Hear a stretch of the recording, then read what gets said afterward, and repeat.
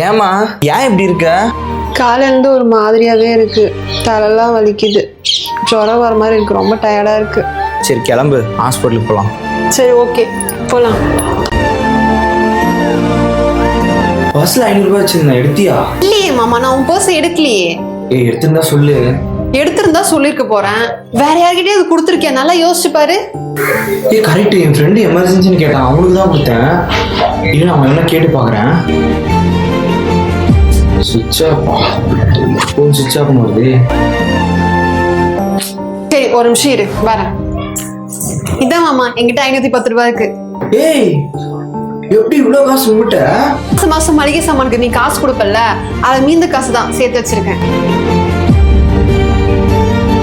என்னாலும் நீதாண்டி என்னோட ராசாத்தி, பொன்னாட்டம் நெஞ்சோடு வச்சேனே காப்பாத்தி.